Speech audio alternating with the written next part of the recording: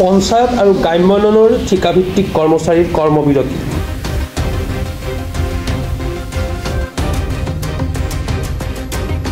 সমগ্ৰ ৰাজ্যজুৰি পঞ্চায়ত আৰু গ্ৰাম্যোন্নয়নৰ ঠিকাভিত্তিক কৰ্মচাৰীসকলৰ কৰ্মবিৰতি আৰু অৱস্থান ধৰ্মঘট পালন কৰা হয়।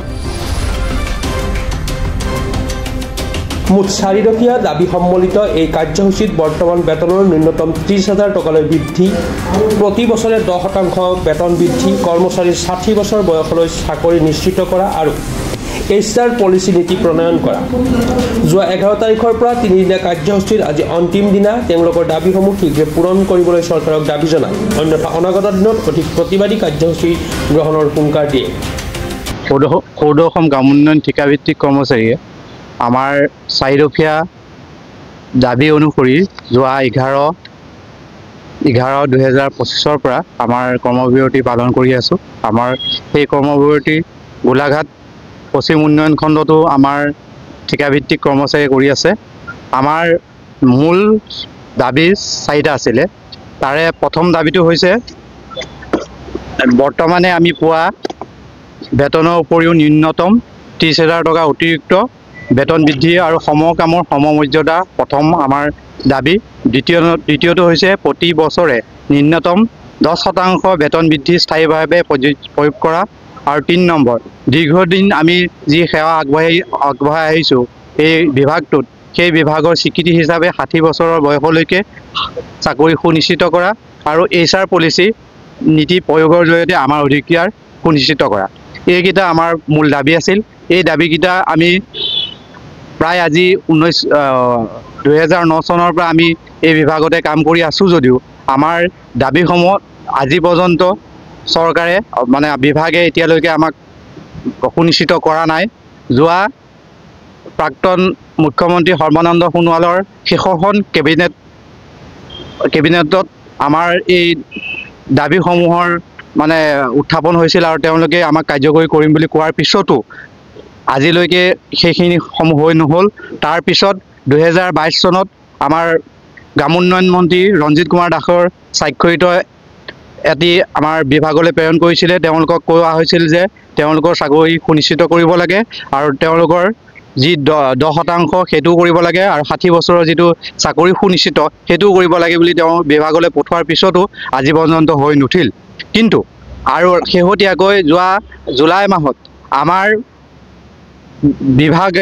বিভাগৰ লগত আলোচনা হৈছিল আৰু মন্ত্ৰী মহোদয় আছিল।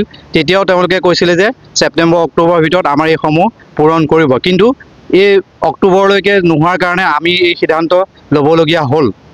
আমি যিহেতু গ্ৰাম্যাঞ্চলত কাম কৰোঁ, অৰুণোদয় কাম কৰোঁ, আমাৰ ৰেচন কাৰ্ডৰ কাম কৰোঁ, আমাৰ MGNREGAৰ কাম কৰোঁ, PMY ঘৰসমূহৰ কাম কৰোঁ, 14 ফাইনেন্স 15 ফাইনেন্স আদি বিভিন্ন ধৰণৰ কাম কৰোঁ। আমাৰ গাঁও অঞ্চলত এনেকুৱা ভিতৰুৱা অঞ্চলত যাবলগীয়া হয় য'ত নেকি আপোনাৰ নাৱেৰে পাৰ হ'ব লগা হয়।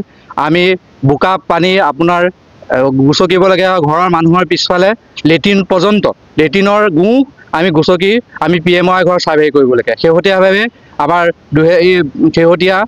আমাৰ PMY ছাৰ্ভে কাম কৰিছে। আমাৰ ইমান তৎকালীনভাৱে কৰিবলৈ দিছে যে আমি 24/7 আমাৰ খোৱা আৰু শোৱা এই দুটা কাম আমি একেবাৰে কৰিবলৈ নোৱাৰোঁ। আৰু দেওবাৰ আমাৰ ছুটি দিন, শনিবাৰ আমাৰ ছুটি দিন, কিন্তু আমি কোনো কাৰণতে এইকেইটা দিনত আমি বন্ধ হ'ব নোৱাৰোঁ। শেহতীয়াকৈ দেৱালী আহি গ'ল, কাতি বিহু আছিল, সেইকেইটা দিনতো আমি ঘৰৰ পৰা আঁতৰত বাহিৰত আমি লহৰে চাপৰিলৈকে য'ত নেকি 2টা নদী দ্বীপ পাৰ হৈ যাব লাগে, তেনেকুৱা আমি নদী দ্বীপো পাৰ হৈ গৈছোঁ।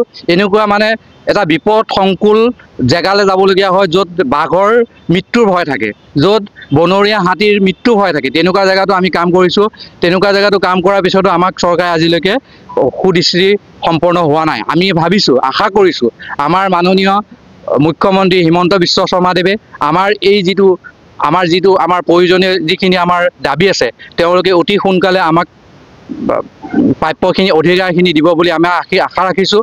আমি সেইটো কাৰণে ইয়াতে আমাৰ গোলাঘাট পশ্চিম উন্নয়ন খণ্ডত আমাৰ ঠিকাভিত্তিক কৰ্মচাৰী সকলোৱে আমি ইয়াত বহি এই কাৰ্যসূচী গ্ৰহণ কৰিছোঁ। আৰু অনাগত দিনত যদি এইসমূহ আমাক যদি পূৰণ নকৰে তেন্তে আমি অনিৰ্দিষ্টকাললৈ এই সংগ্ৰাম চলাই যাম বুলি আমি প্ৰতিশ্ৰুতিবদ্ধ হৈছোঁ। আমাৰ ৰাজ্যিক সমিতিয়ে আমাক সিদ্ধান্তসমূহ প্ৰেৰণ কৰি আছে। আমি সেই সিদ্ধান্ত মানি চলি ৰাইজৰ যিহেতু অসুবিধা নোহোৱাকৈ আমি কাম কৰিবলৈ সদায় ইচ্ছুক আৰু আমি সেয়েহে আমি চৰকাৰক বাৰম্বাৰ অনুৰোধ কৰিছোঁ আমাৰ বিভাগৰ মন্ত্ৰী ৰঞ্জিত দাসকো অনুৰোধ কৰিছোঁ তেওঁলোকে অতি ক্ষিপ্ৰতাৰে আমাৰ এই সিদ্ধান্তসমূহ আমাৰ এই দাবীসমূহ পূৰণ কৰিব বুলি আমি আশা ৰাখিছোঁ ধন্যবাদ বোকাখাতৰ পৰা ভূপেন হাজৰিকা ৰিপৰ্ট প্ৰাতঃ time digital mobile plus physiotherapy wellness and rehabilitation centre দক্ষিণ কামৰূপৰ ব্যৱসায়িক প্ৰাণকেন্দ্ৰ বিজয়নগৰৰ লগতে VIP চক আৰু গুৱাহাটী মালিগাঁও পাণ্ডৱনগৰত থকা তিনিওখন ক্লিনিক বৰ্তমান প্ৰায় 20 বছৰৰ অভিজ্ঞতা পুষ্ট তথা এতিয়ালৈকে প্ৰায় 40,000 ৰোগীক সুস্থ কৰি তোলা ডক্টৰ পল্লৱীনাথৰ তত্ত্বাৱধানত চলি আছে এই ফিজিওথেৰাপি চেণ্টাৰ তিনিটাত বৰ্তমান অভিজ্ঞ ডক্টৰৰ দ্বাৰা যিকোনো জটিল ফিজিওথেৰাপি চিকিৎসাৰ লগতে যিকোনো ৰোগীৰ ঘৰলৈ গৈ চিকিৎসা সেৱাৰ সুব্যৱস্থাও ৰাখিছে আমাৰ ঠিকনা mobile plus physiotherapy wellness and rehabilitation centre opposite Uparhali Bijoynagar SBI branch আমাৰ VIP চকৰ ঠিকনাটো হ'ল VIP চক near VIP bus stop Borjhar Guwahati আমাৰ মালিগাঁও ঠিকনাটো হ'ল চেলাছ 360 physiotherapy and rehabilitation centre Maligaon Pandavnagar Guwahati 12 আমাৰ যোগাযোগ নম্বৰ হৈছে 8011744696